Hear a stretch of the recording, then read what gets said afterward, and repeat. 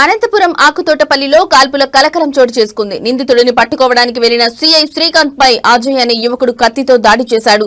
కత్తి దాడిలో సీఐ శ్రీకాంత్ కు తీవ్ర గాయాలయ్యాయి. దీంతో నిందితుడి మోకాలుపై సీఐ రివాల్వర్ తో కాల్చారు. గాయాలైనప్పటికీ ప్రాణాలను లెక్క చేయకుండా విధినే ప్రధాన ధ్యేయంగా నిందితుడిని అదుపులోకి తీసుకుని పోలీస్ స్టేషన్ కు తరలించారు.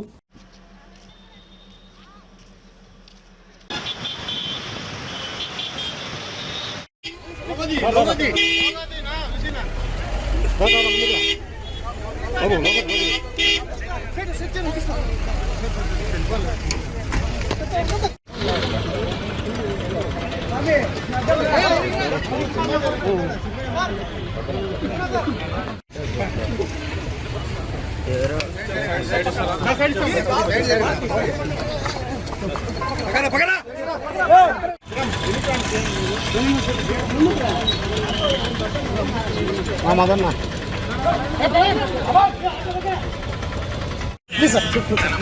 బాబు కొద్ది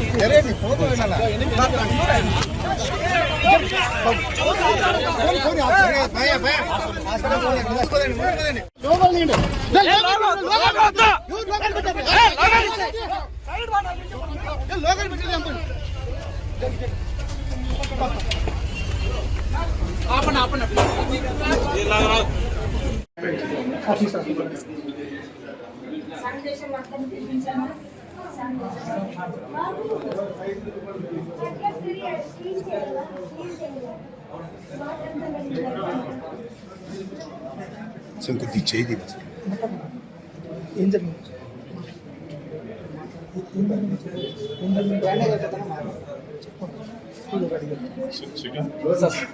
ఏం జరిగింది చెప్పు. నిన్నటి దినం నిన్న 7:30 సమయంలో